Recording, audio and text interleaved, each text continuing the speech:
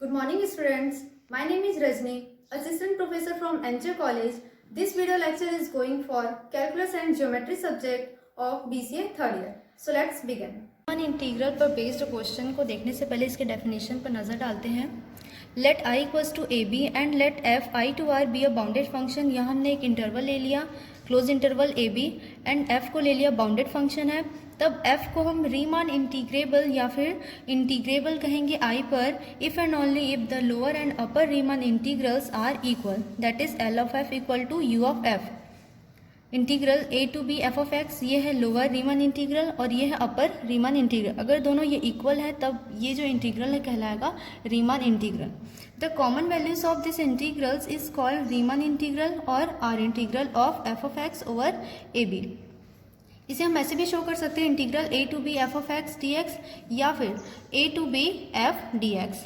एक क्वेश्चन लेते हैं, देखिए let f of x equal to x square on 0, a, जहाँ पर ए बड़ा है 0 से, show that f is belongs to R 0, a and 0 to a x square d x equal to a cube by 3। Means यहाँ पे दिया हुआ function ये है, इंटरवल दे दिया है 0 a।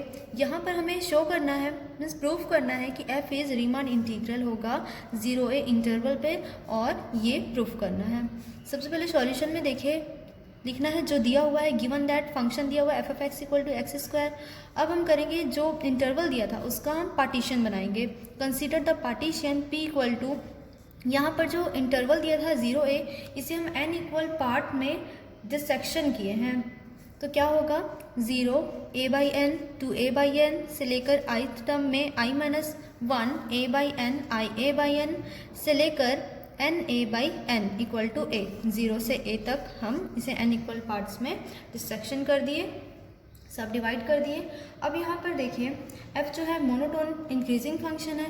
अगर हम इस ith वाले टर्म को लेते हैं, ith वाला टर्म जो इंटरवल है i minus 1 by n comma i a by n होगा।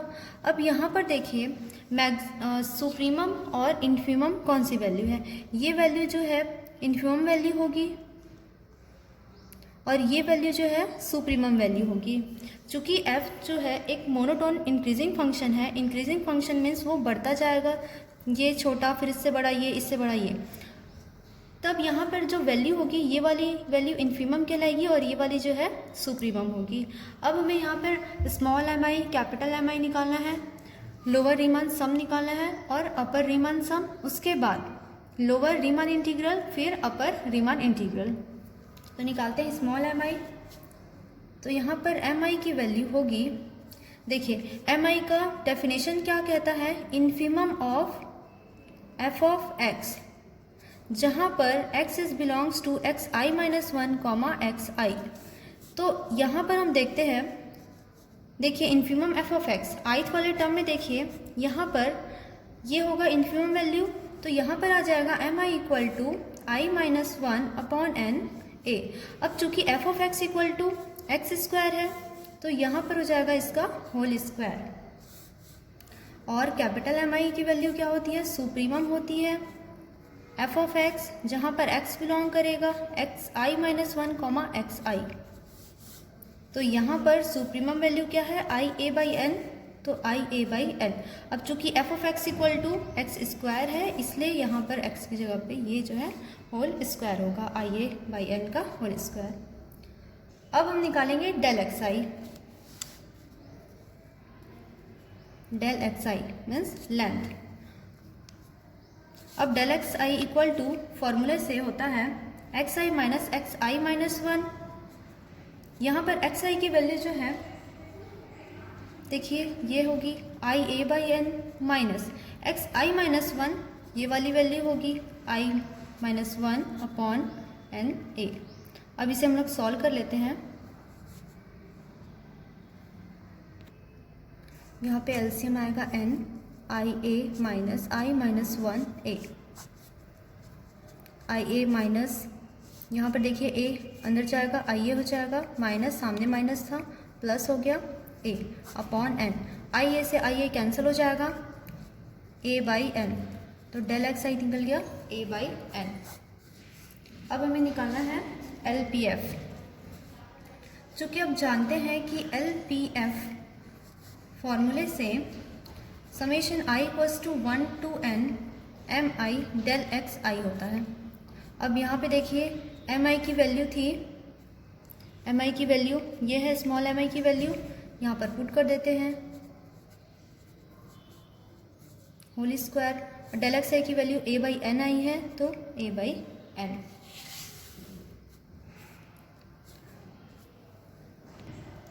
ये स्क्वायर को हमने अंदर कर दिया, i माइनस 1 का होल स्क्वायर, a का स्क्वायर अपॉन n स्क्वायर। यहाँ समेशन दिया हुआ i equals to 1 to n, तो यहाँ पे जो भी i की जगह पे वैल्यू है एक बार 1 रखेंगे, 2 रखेंगे, 3 रखेंगे, इस प्रकार रखते जाएंगे कब तक, n तक। फिर यहाँ पे अगर 1 रखें तो 1 माइनस 1 0 हो गया, फिर 2 रखेंगे 2 माइनस 1 1 का स्क्वायर, ये सारा वैसे ही उतारेंगे।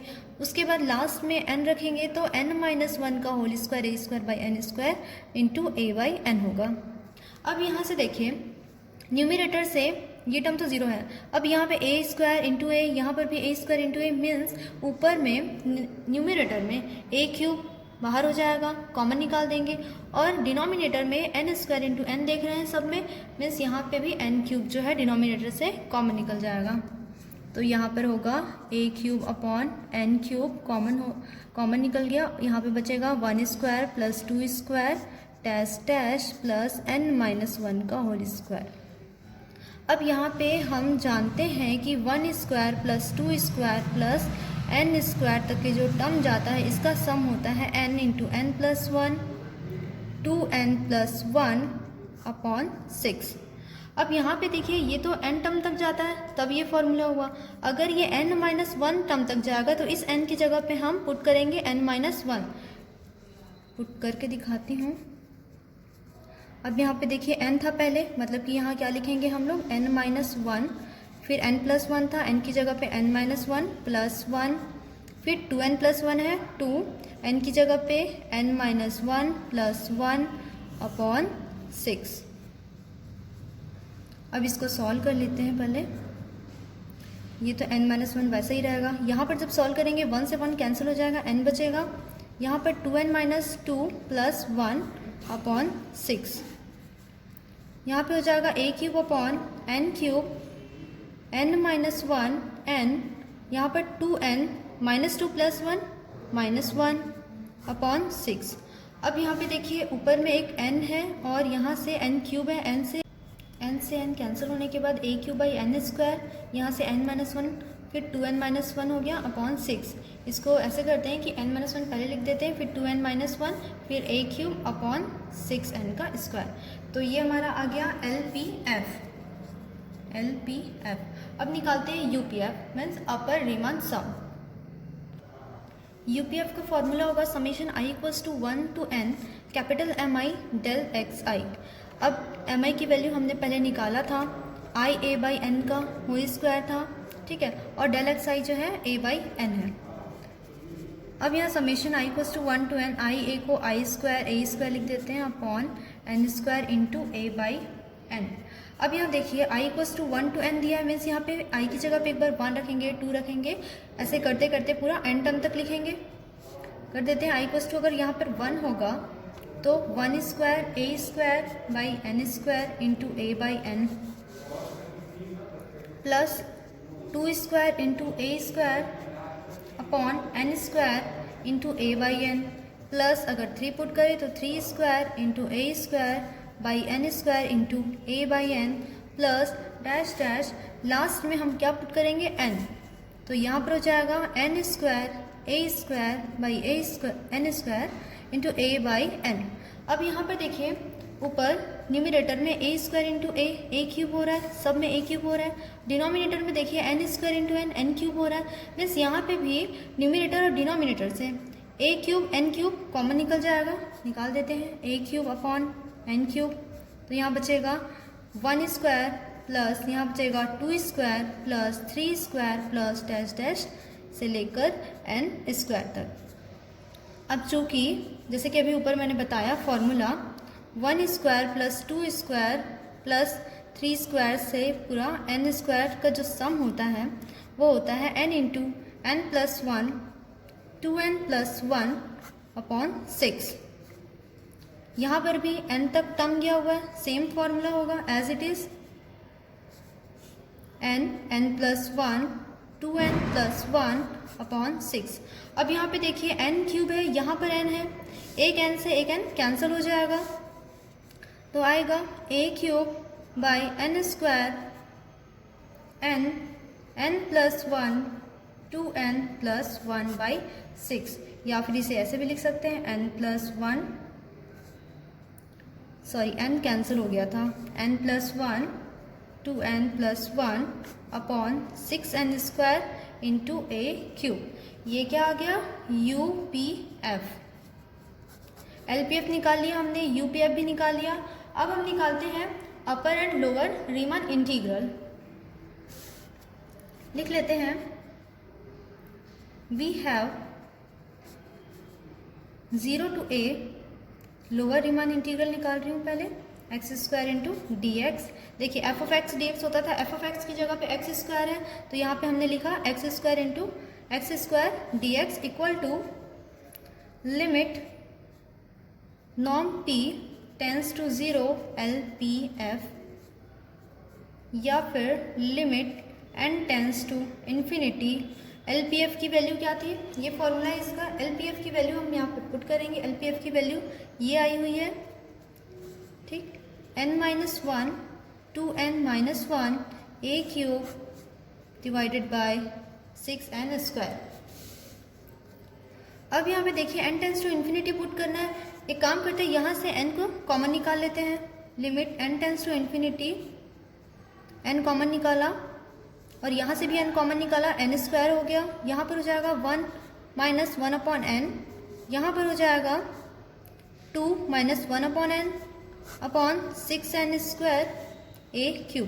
अब n² से ये n² कैंसिल हो जाएगा।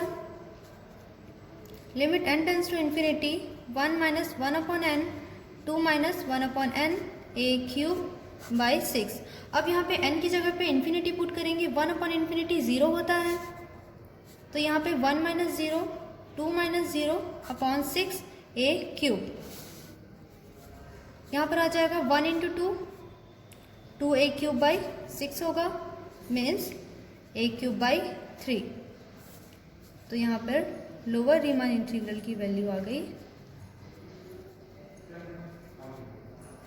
a³ by 3। अब निकालेंगे upper Riemann integral.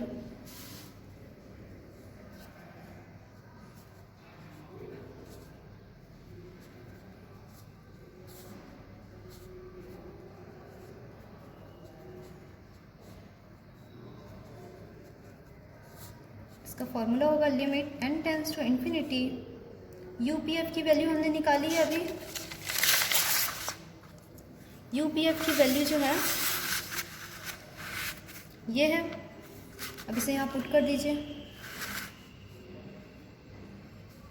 n+1 2n+1 upon 6n² into a³। अब इसमें भी हम क्या करेंगे कि यहाँ से n और यहाँ से n दोनों को कॉमन निकालेंगे, n² हो जाएगा। फिर उस n² से ये n² कैंसिल होगा, फिर n की जगह यहाँ पर 1/n होगा, यहाँ पे भी 1/n आएगा। फिर n की जगह पे इन्फिनिटी पुट करेंगे जो कि 0 हो जाएगा, तो यहाँ पर आ गया, यहाँ पे तो 0 हो जाएगा। 1 + 0 2 + 0 अपॉन 6 a³। तो यहाँ पर हो गया 2 a³ by 6 means a³ by 3। अब देखिए अपर Riemann integral, lower Riemann integral दोनों की वैल्यू सेम आई है, a³ बाई 3 आई है और यहाँ पे भी a³ बाई 3 आई है। मीन्स अब हम इसको लिख सकते हैं ऐसे, दोनों की value equal to a³ by 3। Therefore f is belongs to R0, a and इसे अपर और लोअर रीमन इंटीग्रल की वैल्यू इक्वल आई है। मीन्स यहाँ पे हम direct integral 0 to a x² dx equal to लिख सकते हैं a³ बाई 3। ये हमें प्रूफ करना था। ये दोनों इक्वल आएगा, मीन्स इतना इक्वल टू ये हो जाएगा, और दोनों को इक्वल आना था, ये भी प्रूफ करना था। अब यहाँ पे हम कह सकते हैं कि f जो है रीमन इंटीग्रल है।